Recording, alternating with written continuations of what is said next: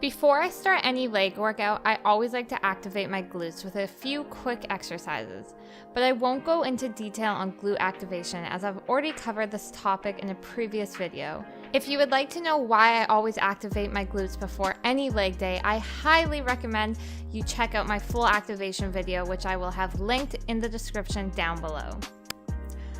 Also, before getting straight into my leg session, I always do a couple leg swings forwards and sideways on both legs, as well as holding a deep squat to help open up my hips.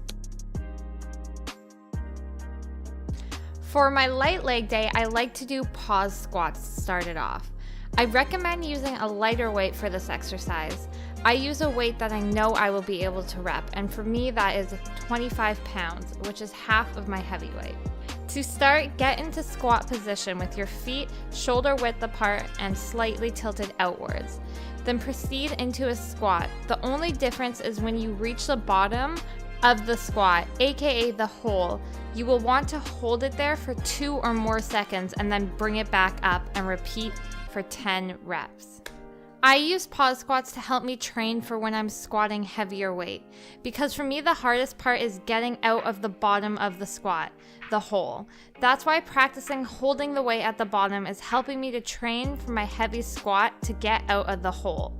That being said, I also just like to switch things up, and this is a perfect way to do so.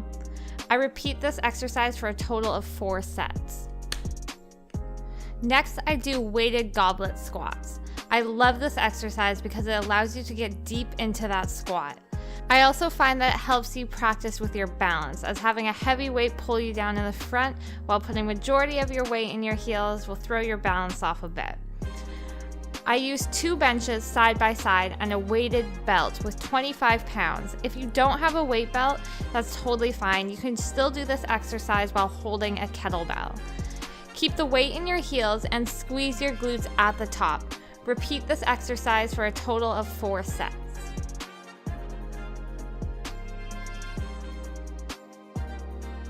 I just recently started doing single leg squats on the Smith machine.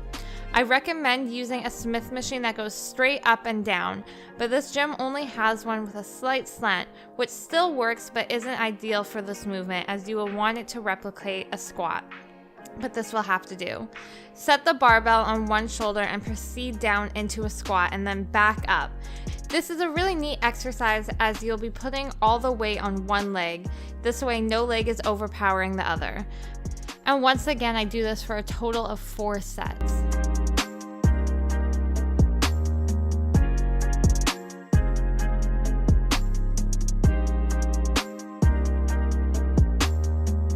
I always work my abductor and adductor muscles, as they are very important for stabilization and flexibility.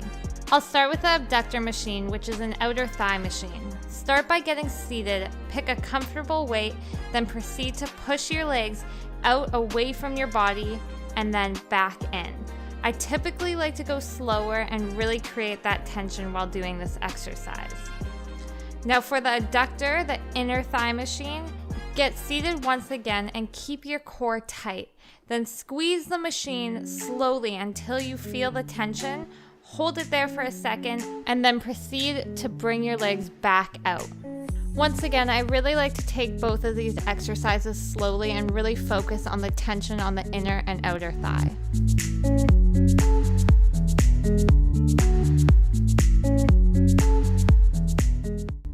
Moving on to leg extensions. This exercise focuses on strengthening the quads. I really like to focus on pulling through my quad rather than my shin and my knee for this exercise, since it can be really hard on your knees. I always go lighter weight and lower reps with this one, and as you can see here, I'm really focusing on contracting my quads. I perform 5 reps each leg without a break for 4 sets. So low reps, no breaks. Since I'm doing single leg extensions, they get a short break in between.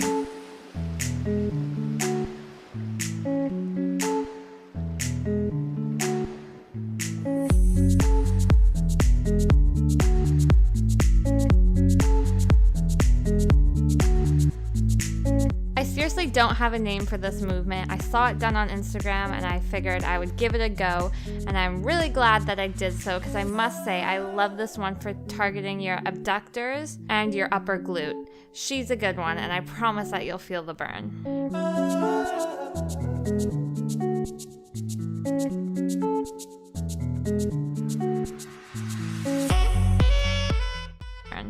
And last but not least, cable glute pull-throughs. You'll want to have a slightly wider stance than the typical squat stance position.